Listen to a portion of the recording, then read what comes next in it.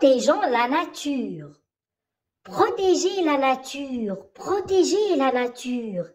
À l'école, à la maison, à la radio, partout, les enfants entendent ces mots se répéter, mais ils ne comprennent pas ce que cela veut dire exactement. Protéger la nature, leur explique le maître. Voilà ce qu'il faut faire. Répétez autour de vous pourquoi il faut protéger la nature. Arrosez souvent les plantes s'il fait très chaud en été. Voilà ce qu'il ne faut pas faire. Ne cueillez pas inutilement des fleurs, surtout pour les jeter. Ne touchez pas les nids ni les œufs des oiseaux. Protégeons la nature. Protégez la nature, protégez la nature. À l'école, à la maison, à la radio, partout, les enfants entendent ces mots se répéter, mais ils ne comprennent pas ce que cela veut dire exactement. Protéger la nature, leur explique le maître. Voilà ce qu'il faut faire. Répétez autour de vous pourquoi il faut protéger la nature. Arrosez souvent les plantes s'il fait très chaud en été. Voilà ce qu'il ne faut pas faire. Ne cueillez pas inutilement des fleurs, surtout pour les jeter. Ne touchez pas les nids ni les œufs des oiseaux. Protégeons la nature. Protégez la nature, protégez la nature.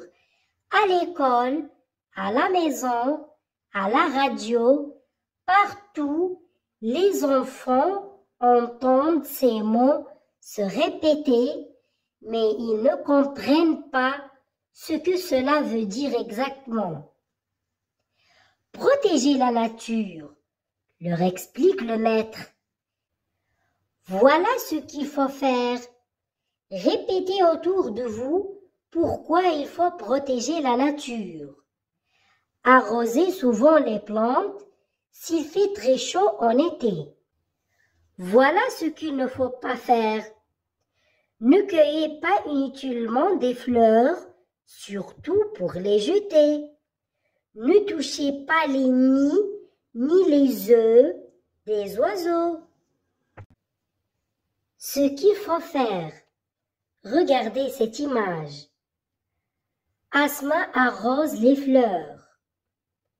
Sami plante de jolies fleurs. Ou bien Sami plante des fleurs multicolores pour rendre ce lieu plus joli. Ali ramasse les ordures. Ou bien Ali ramasse les déchets, comme par exemple les bouteilles en plastique. Et Amna les met dans une grande poubelle. Malo, de son côté, donne des carottes au lapin. Ensemble, ils créent un environnement ou bien un endroit sain et agréable. Ce qu'il ne faut pas faire. Asma cueille des fleurs pour les jeter. Elle ne prend pas soin des plantes. Sami casse les fleurs en les écrasant sous ses pieds. Il ne respecte pas leur beauté ni leur importance pour l'environnement. Malo dérange le lapin avec des cailloux. Les deux garçons jettent les déchets. Donc, ensemble, ils créent un environnement sale et désagréable. Pour protéger la nature, il faut faire attention à tout ce qui vit, animaux et plantes. Pour les animaux, il faut sauver les animaux en danger et interdire la chasse des animaux rares. Pour les plantes, il faut arroser souvent les arbres lorsqu'il fait chaud. Et n'oubliez pas qu'un arbre, c'est la joie de la terre. Un bel arbre, c'est une fête pour les yeux et des milliers d'arbres font la forêt. Il y a beaucoup de choses que nous pouvons faire pour protéger la nature. Tout d'abord, il est important de respecter les animaux et leur habitat. Par exemple, ne touchez pas au nid des oiseaux. Ensuite, nous pouvons réduire notre consommation de plastique en utilisant des sacs réutilisables. Il est également essentiel de trier nos déchets pour recycler et de préserver l'eau en évitant de la gaspiller. Enfin, nous pouvons planter des arbres et participer à des nettoyages de notre environnement. Chacune de ces actions, même petite, peut avoir un grand aspect sur notre planète. Comment protéger la nature et garder l'école propre?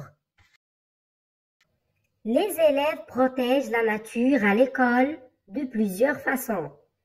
Ils participent à des projets de jardinage où ils plantent des fleurs et des légumes. Ils organisent des nettoyages pour ramasser les déchets dans la cour de l'école.